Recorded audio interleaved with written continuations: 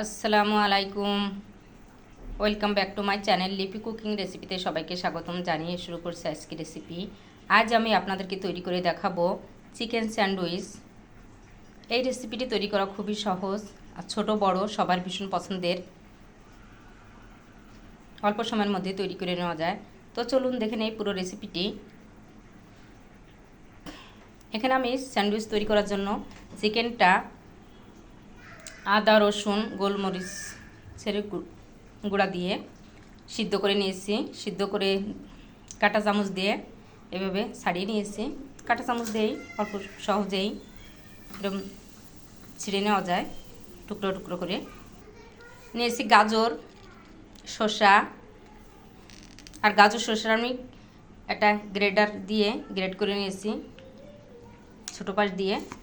আর নিয়েছি মেয়নিজটা আমি বাসায় তৈরি করেছি, আর কীভাবে বানিয়েছি আমার ইউটিউব চ্যানেলে দেওয়া আছে, আপনারা দেখবেন। ফেসবুক পেজে দেওয়া আছে, সহজে তৈরি করে নেওয়া যায়। আর লাগবে পাউরুটি। তো প্রথমে আমি দিয়ে দিব গোলমরিচের গুঁড়া, দিব মেয়নিজ,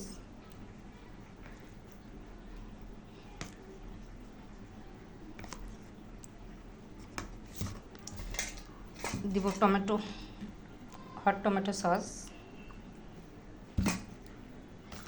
সব কিছু দিয়ে ভালো করে মাখিয়ে নিব।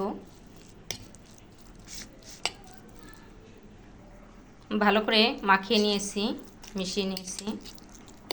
এখন নিয়েছি 2 টুকরা ব্রেড।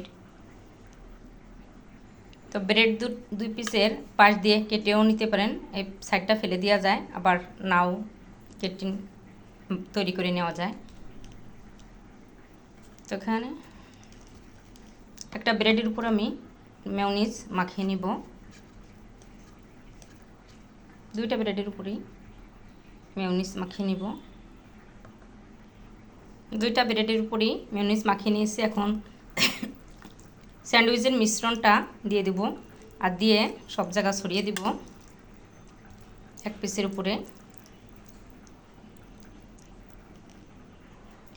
তো মিশ্রণটা এক পিসের উপর দিয়ে আর এক পিস উপরে দিয়ে এভাবে চাপিয়ে লাগিয়ে দিব চাপ দিয়ে।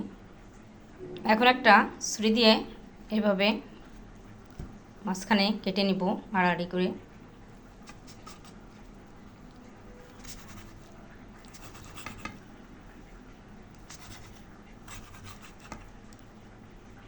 মাঝখানে কেটে নিয়েছি, আর কত সুন্দর হয়েছে। তো এইভাবে সবগুলো স্যান্ডউইচ বানিয়ে নিব।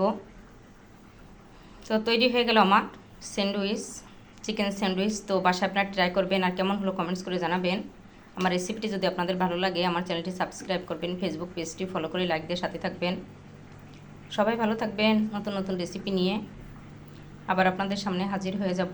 আমাদের জন্য দোয়া করবেন। আল্লাহ হাফিজ।